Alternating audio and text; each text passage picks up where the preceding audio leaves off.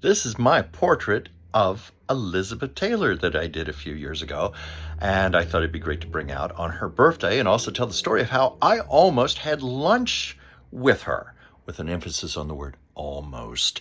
I'm still reeling over the fact it did not happen.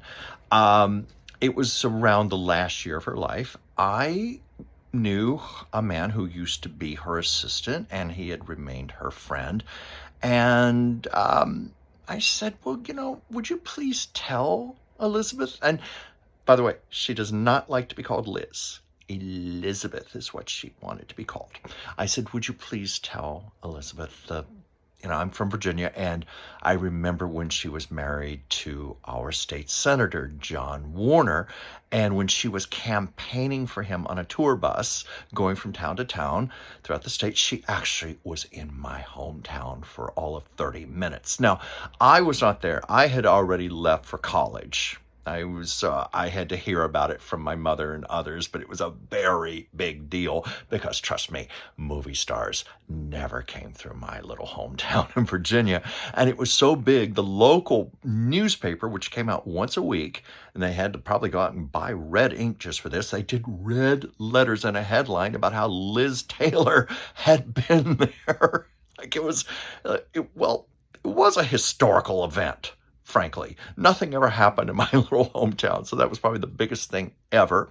So she was there, and he relayed that to her, and she thought that was the sweetest story. And she said, yes, I love the people there in Virginia. They were so warm and quaint and friendly to me. And then she said, well, this guy you talked to, your friend, invite him to lunch.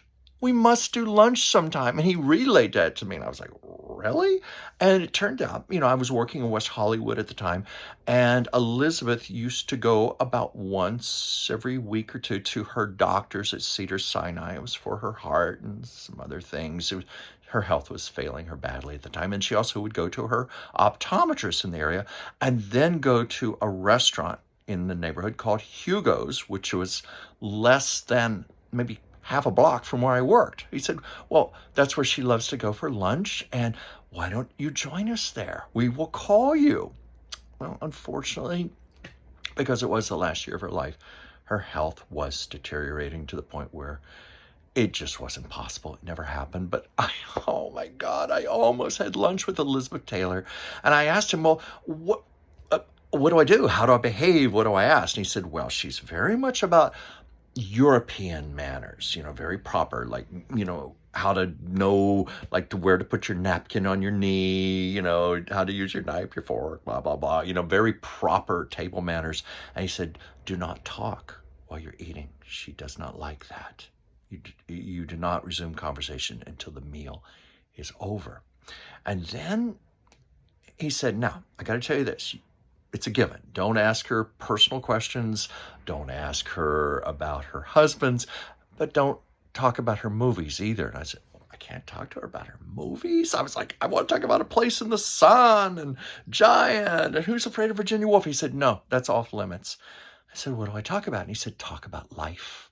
And then he pointed to my finger. I wear a ring. It's a resized ring. It was my late mother's, and I had a jeweler fix it so I could wear it. And he said, well, she loves to talk about diamonds. And I said, well, I kind of figured that. And he said, yes, talk about the ring. And I said, but this piddly little thing to Elizabeth Taylor, which 3 little diamonds, each about 1/4 carat. This is a woman who wore one ring that was 33.5 carats. And he said, no, she would love to talk about that. And then I thought, you know what I'd love to have done? Because it was my mother's ring.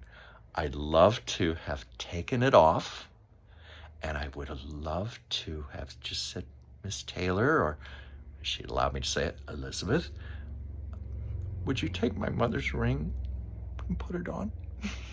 Because I would love to have said, my mother's ring made it all the way to Elizabeth Taylor's finger. I know my mother up in heaven would have been shrieking with joy over that.